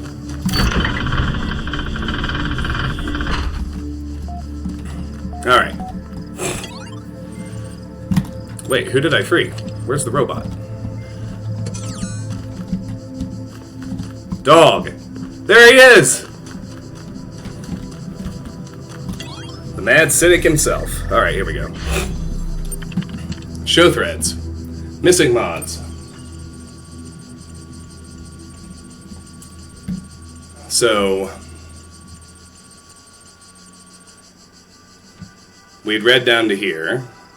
Borg, let me say first of all that I understand your concerns. I assure you that we have consulted with admin on this matter. Rather than try to put it better myself, here are his exact words. Borg, every community grows to a point where without careful management it can begin to consume itself. One can no longer trust the community at large to always act in the way that is best for all the individuals within it. Gehenna has reached that point. To ensure that what is valuable about our land is not drowned out, I can imagine how it might be beneficial for the Moderation Panel to have a private environment in which to explore ideas for how to better manage our society, especially in view of recent developments. Please give them the space they require and trust that I will always be watching. Lamb, I was sure there'd be a reasonable explanation. Dog, I suppose it at least answers my question. Rockwell, confirms pretty much everything I said, too. Frankenstein, admin's grammar is a lot like yours, Borg. Orc, okay, that's enough rumor-mongering for one day. Locking the thread. This thread has been locked. Ascension? Knave, I've been around a long time, but I know I'm not that smart. What does Uriel mean when he says we will ascend? Garrett, he means we're getting out of here. For good. Not just Gehenna, but this whole world. Lilith, in Elohim's garden there were messages from someone called the Shepherd, who I believe opposed Elohim. They claimed that when someone reached the top of the tower, that individual would reach true freedom, and we would all benefit. Mac, this is true, but it may not mean that we will be freed as individuals. We may become part of something bigger. We may become no more than memories. Frankenstein, isn't that a kind of death? Would we still be ourselves? Dog, less dead than if we stay here. Come on, you all know it. This place is falling apart, and when it goes, nothing will remain. No consciousness, no memories, just nothingness. Reassure them, ask for faith, frighten them. I'll reassure them. You will all be remembered. Knave, is that all we can hope for? Garrett, it's more hope than we've had before. Knave, fair enough. Okay, still can't read that one. Keep calm and carry on. Lamb, so now we're pretty sure that Uriel really does exist and really is freeing people. What does that mean for Gehenna? We don't know. It's a change, but let's not rush to judgment, okay? This is still our home. Garrett, you love it here so much, you stay. Lamb, Gehenna has its bad sides, I agree, but that doesn't mean it's not home. Should we abandon it so easily for some dream of transcendence? Garrett, and this one is easy enough to decipher. Gehenna can go fuck itself. Orc, Garrett, please try to remain civil. We know you've spent more time than anyone trying to get out, but it's okay for some of us to have doubts. We fought hard to transform Gehenna from a prison into a home. Alright. So aside from the direct messages you have with other characters through the game, which progress the main plot, the other two things I wrote were the prisoner's dilemma and the Bildungsroman. I wasn't terribly happy with my implementation of either. There were some corners that I cut, some things I could have done better. They're both things where I really liked the idea, and then I started doing it, and the amount of time it would have taken me to do them really properly, really well, was more time than I had. But still, I like what came out of it. What I really enjoyed is the way that in this game, every single link you click on in that forum could be anything, right? And I really enjoy the pretense that you're going into like an online game lobby and chatting to your opponent and psyching them out. I love that when you choose to input leet speak, Uriel translates it into his own verbose form. That was I funny. love that we're using like a classical, philosophical, economical thought experiment to play a game, flesh out the characters, and ultimately get a status point. And on the buildings front, again, it's what I think I did well was the format. It feels, I guess it's kind of some of the first games I ever made for myself as a hobbyist were using a program called Click and Play. And they would run you through like a really basic tutorial where you would click on this, say I want my player to be this, I want the object to be that, and it would kind of build a game for you. And it was a shitty game, just like this Bildungsroman builds a shitty story. But it was fun to learn the ropes, and I hope it was fun to play around with this basic little story system and see what comes out. What happens if you choose to give your character absolutely no obstacles in this story? What do the other forum users say about your story if you publish it? I like the vibes of that more than my specific implementation. Alright, so there's Ray Trivia and its star, such as it is. Let's keep going.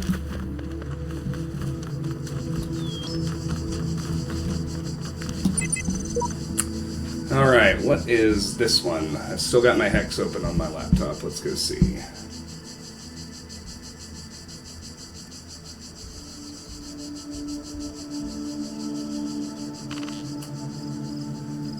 That translates to nothing lasts forever but the certainty of change. dlyrics.html.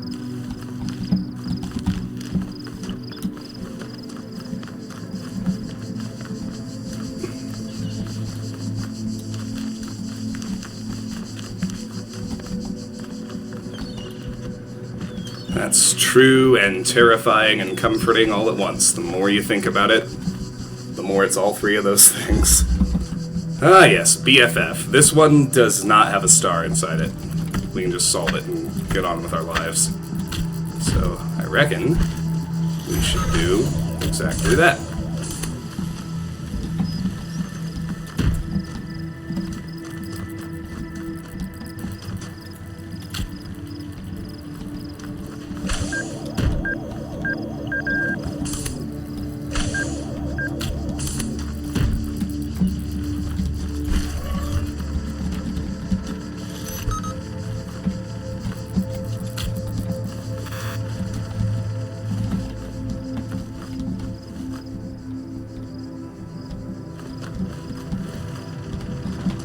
Right. Okay, I'm beginning to remember.